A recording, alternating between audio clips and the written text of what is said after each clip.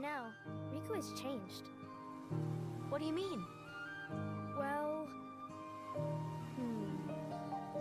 You okay? Sora! Let's take the raft and go! Just the two of us! Huh? Just kidding. What's gotten into you? You're the one that's changed, Kairi. Maybe. You know, I was a little afraid at first, but now I'm ready. No matter where I go or what I see, I know I can always come back here. Right? Yeah, of course. That's good. Sora, don't ever change. Huh? I just can't wait. Once we set sail, it'll be great.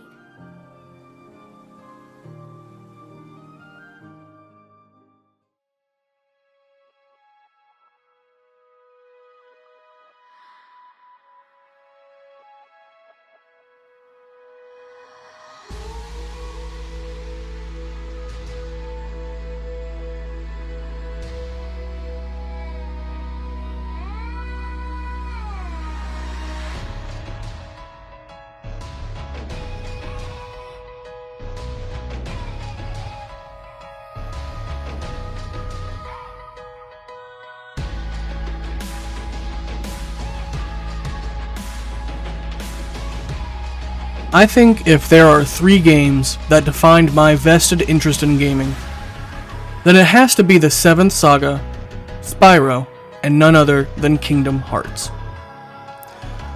These games were religious plays for me. Final Fantasy VII was up there. There was a game called Chaos Legion that I want to play again, explore my nostalgia for it. But really there was a crucible of games.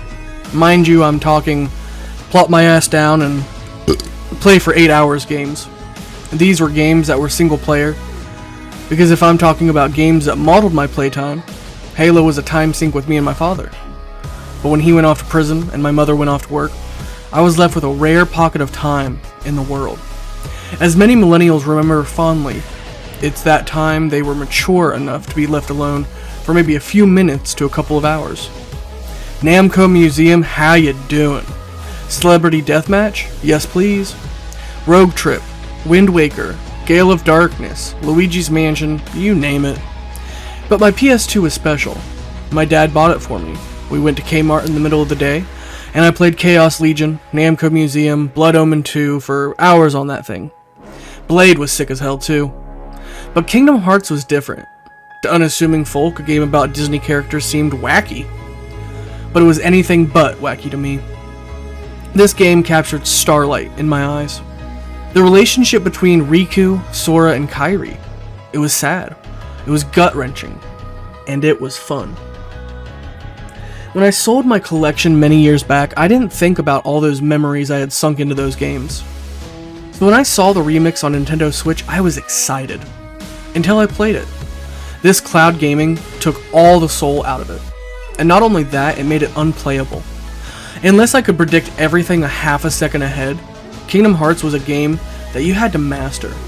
Proud Mode gave you a challenge, and there was no way I could go in with that kind of handicap.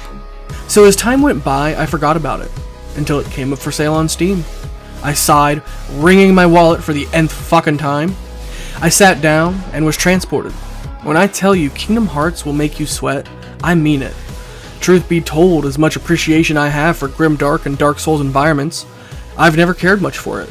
To all those people who fight in Elden Ring and Dark Souls, I argue I lived it. I was born in it, molded by it. Until you have fought Sephiroth and Organization 13 in Proud Mode on Kingdom Hearts, until you have fought in A Crab's Treasure, until you have fought to the very end in 7th Saga, you want to tell me of an unfair world? I live to break my chains of my 10-year-old self and shatter them, leaving my shell behind. I live in a world beyond Dark Souls. I live in Kingdom Hearts. There you are. What's going on? Riku! Hey, cut it out. I'm not dreaming this time. Right? I hope not. Took forever to find you. Riku! Wait a second, where's Kairi? Isn't she with you? Well, don't worry. I'm sure she made it off the island too. We're finally free. Hey, she might even be looking for us now. We'll all be together again soon. Sora!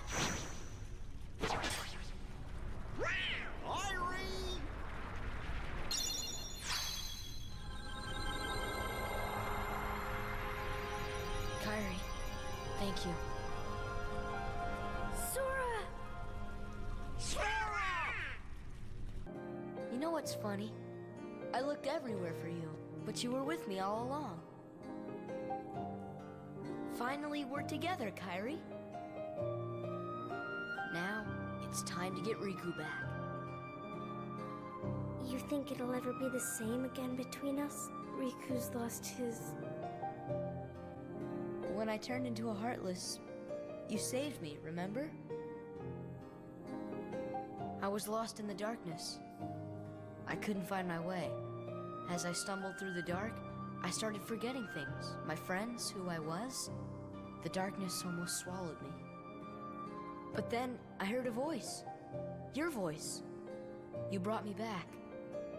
I didn't want to just forget about you, Sora. I couldn't. That's it. Our hearts are connected. And the light from our hearts broke through the darkness. I saw that light. I think that's what saved me. No matter how deep the darkness, a light shines within.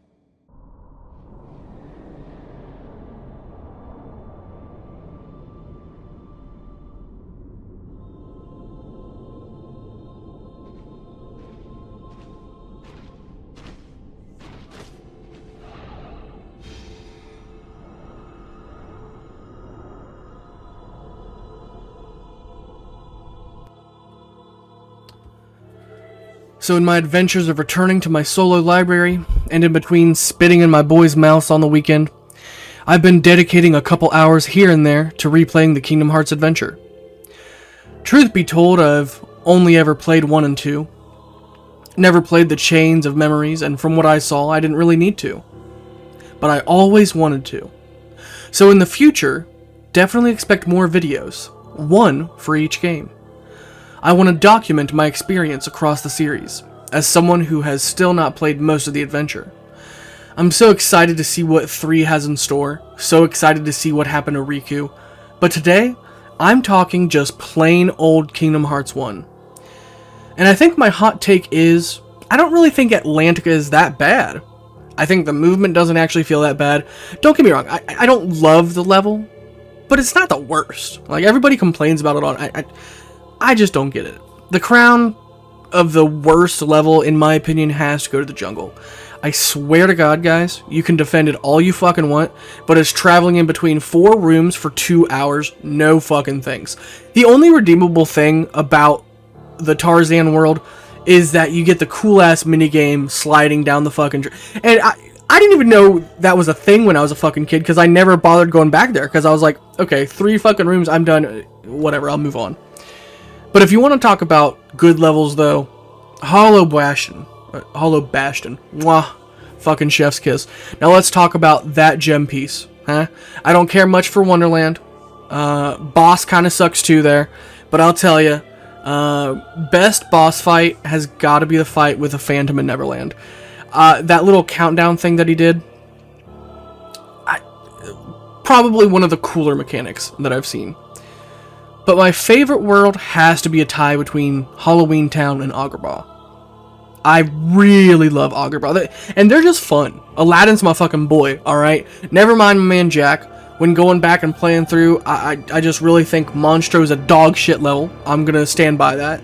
And hey, the only thing supporting these opinions are my own preferences. So if you don't like it, fucking lick salt, bud. I don't know what to tell you. But Agrabah and Halloween Town are just super fun to play. Hollow Bastion is super fun to play. And, you know, I may be a retarded snowflake, but I like what I like. And I love that Phantom boss fight in Neverland. I think that felt the best to overcome. Normally, I think people would say the best fights to overcome are the final boss fight. The Nobody fight, the Sephiroth fight, nah. That gave me a different feeling altogether. It's this combination of grinding, practice, and luck that eventually got me to win those. Especially with the Nobody fight. That insta-death ability where he scrambles your fucking buttons and you have to time it perfectly to escape. I cannot believe a single one of you would beat it without time buffering. If he's gonna cheat, then god damn it, so can I. But that's a feeling of victory. I achieved this. Probably the same feeling those Dark Souls players get. The same feeling any RPG player gets. But I think I just like sitting in for that beautiful story. I like to listen to the music. Altogether, I really like it being a skillful journey, and a narrative one at that. But you know what I hate? Selling all my goddamn dark matter just to halfway through, like a lunatic, try to make it all back so that I can 100% the game. Oh, and guess what? The only damn way to grind for dark matter is to grind for a different material altogether, and that requires the use of using Bambi, but not just anywhere. Gotta use it on the final world in one special place where it only has a low % drop chance, and, I've got to spend 60 hours just making back all the dark matter I sold because I'm a retard. Don't sell your dark matter, guys. Part 2 coming soon. If you want to see the fight between Org 13 and I, then continue. If you don't, then I genuinely wish you have a wonderful rest of your day. Thank you for tuning into my little part of the world. Good night, all.